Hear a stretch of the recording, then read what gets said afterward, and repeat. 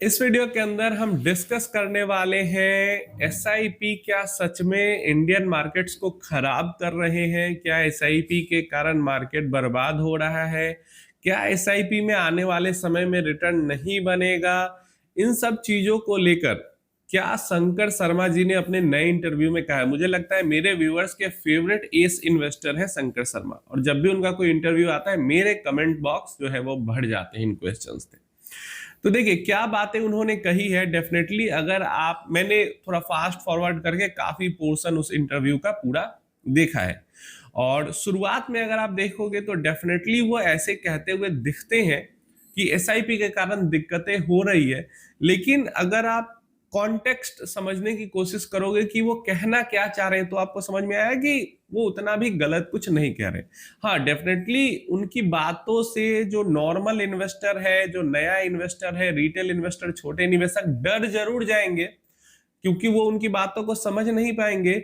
और मतलब थोड़ा सा इसको और अच्छे तरीके से उनको कहना चाहिए ताकि लोग डरे ना। यहाँ पे सबसे पहला पॉइंट मैं क्लियर कर देता हूं कि वो जैसा कि कहते हैं कि उनका कोई स्वार्थ नहीं है ये बताने में कि एसआईपी के कारण क्या दिक्कत हो रही है। और जो फंड मैनेजर्स हैं, जो वेल्थ मैनेजर्स हैं, है ना, जो म्यूचुअल फंड वाले हैं, उनका स्वार्थ है, वो इससे पैसा कमाते हैं। इस कारण वो लोगों को कहते हैं म्यूचुअल फंड सही है, म्यूचुअल फंड के अंदर इन्वेस्ट कीजिए, लंबे समय में ग्रोथ मिलेगा, पैसा बनेगा। तो म्यूचुअल फंड वाले स्वार्थी है, वेल्थ मैनेजर स्वार्थी है, और शंकर शर्मा स्वार्थी नहीं है। तो सबसे पहले तो यही चीज मैं यहाँ पे डीबंक कर दे रहा हूं कि शंकर शर्मा का सबसे बड़ा स्वार्थ यही है। उनका क्या स्वार्थ है? वो अपने आप को बहुत निस्वार्थ भाव से पेश करते हैं। तो उनका सबसे बड़ा स्वार्थ यही है कि क्योंकि एसआईपी जा रही है अच्छी खासी और मार्केट को सपोर्ट कर रही है, इस कारण से मार्केट के अंदर क्रैश नहीं हो पा रहा है। जिस तरीके का क्रैश 2020 में आया, जिस तरीके का क्रैश 2008 में आया, अगर ये एसआईपी का पार्टिसिपेशन इतना नहीं रहता तो हमारा मार्केट अभी भी उसी तरीके के क्रैश से जूझ रहा होता। तो क्योंकि क्रैश नहीं आ पा रहा है तो एफआईआईज को जो दिक्कत है कि क्रैश करा के और नीचे एंट्री करना, वही दिक्कत इनको भी है, वही स्वार्थ इनका भी है कि क्रैश नहीं हो पा रहे, जिस कारण से ये नीचे के लेवल पे एंट्री नहीं बना पा रहे। ये चाहते हैं कि मार्केट में एसआईपी न हो तो क्रैश हो मार्केट, और नीचे के लेवल पे ये एंट्री कर सके, ये स्वार्थ है। तो कोई भी निस्वार्थ भाव से यहाँ पे कुछ नहीं कर रहा है। निस्वार्थ भाव से सिर्फ भगवान करते हैं, या फिर जो उस टाइप के संत होते हैं, महात्मा होते हैं, वही निस्वार्थ भाव से काम करते हैं। नहीं तो किसी न किसी का किसी न किसी रूप से स्वार्थ जरूर होता है। और बिना स्वार्थ के आप करोगे तो आप जिंदा कैसे रह पाओगे? है ना कहीं से तो अर्थ चाहिए आपको, है ना। बिना अर्थ के, बिना स्वार्थ के अर्थ आएगा नहीं, और बिना अर्थ के आप जिंदगी कैसे जियोगे? तो स्वार्थ तो उनका भी है, और वो खुल के कहते हैं कि मेरा कोई स्वार्थ नहीं है, तो ये गलत है। चलिए अब इससे आगे बढ़ते हैं। तो दूसरा चीज उन्होंने कहा कि उनको सबसे बड़ा प्रॉब्लम है म्यूचुअल फंड सही है वाले कैंपेन से। एंड डेफिनेटली ये कैंपेन जो सीधा एक लाइन में जनरलाइज कर दिया जाता है म्यूचुअल फंड सही है, डेफिनेटली मुझे भी ये चीज तो सही नहीं लगती पूरी तरीके से, क्योंकि म्यूचुअल फंड सही है सिर्फ ये लाइन सही नहीं है। म्यूचुअल फंड कौन सा सही है और म्यूचुअल फंड किसके लिए सही है, ये सबसे ज्यादा इंपॉर्टेंस रखता है आज के टाइम पे भी और पहले के टाइम पे भी। तो सबके लिए म्यूचुअल फंड, सबके लिए सारे म्यूचुअल फंड तो सही नहीं है ना, कि कोई भी जाएगा उठ के और कोई भी म्यूचुअल फंड के अंदर इन्वेस्ट कर लेगा और वो सही हो जाएगा। तो ये टैगलाइन जरूर से सही नहीं है, और शुरुआती से कई सारे लोग इस टैगलाइन का विरोध करते आ रहे हैं, लेकिन सेबी इस पे कुछ रोकथाम नहीं लगा रही है। बाकी सारी चीजों पे तो रोकथाम लगाती है जिसपे नहीं भी लगाने की जरूरत है, लेकिन इस टैगलाइन को लेकर सेबी कुछ नहीं कर रही। एंड डेफिनेटली मैं तो इस लाइन में मैं साथ हूं उनके कि म्यूचुअल फंड सही है, ये जनरलाइज टर्म नहीं होना चाहिए। चलिए इससे आगे बढ़ते हैं। तो वो कहते हैं कि देखिए जब हम लोग म्यूचुअल फंड की बात करते हैं तो ऐसा माहौल बन चुका है कि म्यूचुअल फंड का मतलब इक्विटी म्यूचुअल फंड ही होता है। म्यूचुअल फंड का मतलब लोग ये नहीं समझते कि म्यूचुअल फंड में डेट भी एक कैटेगरी है जो कि बहुत बड़ी कैटेगरी है। म्यूचुअल फंड के अंदर आप गोल्ड सिल्वर के अंदर भी इन्वेस्ट कर सकते हैं, ये लोग नहीं समझते हैं। तो म्यूचुअल फंड के नाम पे सीधा इक्विटी के अंदर इन्वेस्टर आते हैं, और इक्विटी के अंदर आके उनका एक्सपेक्टेशन रहता है कि जो उनको कहा गया है कि 15% या 12% का रिटर्न मिलेगा वो हर साल मिल जाएगा। ये सबसे बड़ा इस चीज का वो विरोध करते हैं, अगर उनका आप कॉन्टेक्स्ट समझोगे तो। देखो, मैंने हमेशा ये चीज आपको कही है, लेकिन मैं आपको अच्छे तरीके से समझाता हूं, लेकिन उनका बताने का तरीका थोड़ा हार्श है, इसलिए गलत लग जाता है।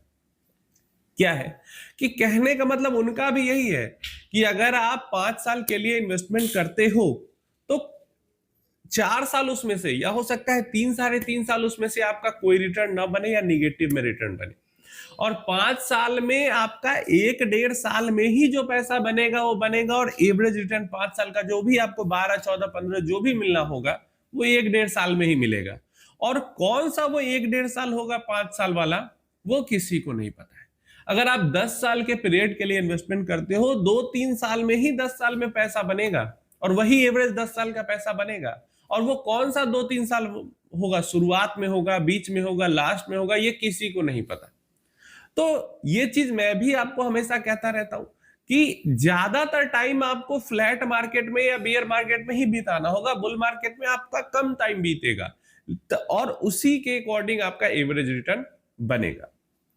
तो कुछ गलत उन्होंने यहां पे भी नहीं कहा, और इसी कारण से वो जो है अपोज करते हैं कि इतने सारे जो पैसा आ रहा है मार्केट के अंदर में एसआईपी के थ्रू या म्यूचुअल फंड के थ्रू, तो उनको ये रिस्क नहीं पता है इन्वेस्टर को कि एवरेज रिटर्न का मतलब ये नहीं होता है कि हर साल आपका रिटर्न बनेगा। एवरेज रिटर्न का मतलब ये नहीं होता कि हर साल, जैसे अगर 10 साल में हम लोग बात करते हैं कि 15% रिटर्न बनना चाहिए, तो ये नहीं होता है कि हर साल 15% रिटर्न बनना चाहिए। ये होता है कि 10 साल में, 3 साल 4 साल में इतना रिटर्न बनेगा कि 10 साल का एवरेज रिटर्न 15% आएगा। इस 10 साल में कोई एक ऐसा साल भी हो सकता है जहां पे 50% निगेटिव में चला जाए आपका पोर्टफोलियो। इस 10 साल में 4 साल ऐसे भी हो सकते हैं जहां पे जीरो रिटर्न बने, है ना। कुछ ऐसे भी साल हो सकते हैं जहां पे 25-30% तक नीचे चला जाए मार्केट। तो इस रिस्क के बारे में जो है वो बताते हैं, बात करते हैं कि नॉर्मल इन्वेस्टर को ये रिस्क पता ही नहीं है। अब मैं अपने केस की बात करता हूं। मेरे जो कमेंट बॉक्स भरे रहते हैं वो ज्यादातर ऐसे लोगों से भरे रहते हैं जो कि बहुत ज्यादा डीमोटिवेटेड है। कुछ लोग हैं कमेंट बॉक्स में जो कि पॉजिटिव कमेंट करते हैं, लेकिन ज्यादातर लोग निगेटिव कमेंट करते हैं। लेकिन वहीं पे जो हमारा 1-to-1 सेशन होता है, व्हाट्सएप नंबर दिख रहा है आपको, यहाँ पे आप कांटेक्ट कर सकते हैं पोर्टफोलियो रिलेटेड 1-to-1 सेशन के लिए। तो हमारा जो 1-to-1 सेशन होता है, वहां पे मुझे आज तक एक भी ऐसा इन्वेस्टर नहीं मिला जो कि डीमोटिवेटेड हो, एक भी नहीं, जो कह रहे हो कि पैसा डूब जाएगा, रिटर्न बनेगा, मतलब जरा सा भी संकोच हो उनको अपने इन्वेस्टमेंट के बारे में, ऐसा कोई नहीं मिला। और एक दो मिलते भी हैं तो जब बातें होती है, सेशन होता है, उनका सारा संकोच दूर हो जाता है। लेकिन कमेंट में सारे लोग वैसे ही भरे रहते हैं। तो यही चीज जो है शंकर शर्मा बताते हैं कि ज्यादातर इन्वेस्टर इस चीज को एक्सेप्ट ही नहीं करने के लिए तैयार है कि ये जो 10 इयर्स का टाइम फ्रेम है, इसमें एवरेज रिटर्न आपको मिलेगा, जो मिलेगा हर साल नहीं मिलेगा। और ये सबसे बड़ा रिस्क है इन्वेस्टर के लिए।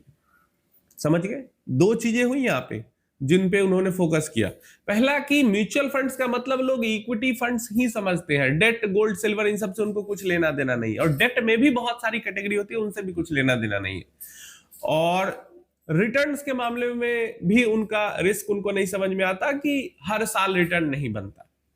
जब मार्केट की बात आती है तो अगर आप सुनोगे उस इंटरव्यू को, तो मार्केट को लेके वो अभी भी हमारे मार्केट को लेके बुलिश है, और मार्केट के अंदर में अपॉर्चुनिटी की कमी नहीं है, वो अभी भी कहते हैं। अगर सही से ढूंढ के अच्छे से इन्वेस्टमेंट किया जाए तो मार्केट के अंदर में अल्फा जनरेट किया जा सकता है। इंडियन मार्केट की बात कर रहे हैं, तो मार्केट को लेके वो बेयरिश नहीं है। मार्केट को लेके वो नहीं कह रहे हैं कि मार्केट बेकार है, मार्केट में पैसा नहीं बनेगा, रिटर्न नहीं। इन्वेस्टर के बिहेवियर के कारण इन्वेस्टर का पैसा नहीं बनेगा, वो ये समझाना चाह रहे हैं। पूरा इंटरव्यू का अगर मैं सार में समझा दूं तो इन्वेस्टर के बिहेवियर के कारण, इन्वेस्टर का जो एक्सपेक्टेशन है उसके कारण इन्वेस्टर का पैसा नहीं बनेगा। और इसी कारण वो कहते हैं कि जाइए जाके आप सोना खरीद लीजिए, क्योंकि वो आप खरीद लेंगे तो बिना टेंशन के घर में सोना पड़ा रहेगा। सोना का दाम ऊपर जा रहा है, नीचे जा रहा है, इससे आपको कोई फर्क नहीं पड़ेगा, है ना, जो आपके घर में ज्वेलरी है उसका भी प्राइस तो डेली अप डाउन हो रहा है, लेकिन क्योंकि आपको वो दिखता नहीं है इसलिए आपका वहां पे बिहेवियर मैटर नहीं करता है। रियल एस्टेट का प्राइस भी ऊपर नीचे होता है लेकिन आपको दिखता नहीं है इसलिए बिहेवियर मैटर नहीं करता है। और एफडी के बारे में जो वो कहते हैं वो तो भाई फिक्स्ड ही रहता है, तो उसका तो कोई मतलब ही नहीं है। तो वो मार्केट को बुरा नहीं कह रहे हैं वहां पे, वो ये कह रहे हैं कि जिस तरीके से बिना रिस्क बताए इन्वेस्टर को पार्टिसिपेट कराया जा रहा है मार्केट के अंदर में, प्लस जो इन्वेस्टर का बिहेवियर है यहाँ पे बिना समझे बिना जाने जो डाल रहे हैं, इस चीज को समझे कि रिटर्न हर साल नहीं बनते, ज्यादातर साल रिटर्न नहीं बनते, हर साल तो छोड़ो ज्यादातर साल नहीं बनते, कम साल में ही बनते हैं और वही एवरेज को पूरा करते हैं। ये सबसे बड़ा दिक्कत है इन्वेस्टर का, वो यहाँ पे ये चीज समझा रहे हैं। डेफिनेटली मैं इनके साथ हूं इस पॉइंट पे। जो एक पॉइंट मैंने शुरुआत में बताया कि मेरा कोई स्वार्थ नहीं है, वो उन्होंने सही नहीं बताया, मैंने बता दिया क्या स्वार्थ है, बाकी सारी चीजें वो सही यहां पे कह रहे हैं और मार्केट को लेके पॉजिटिव वो भी है।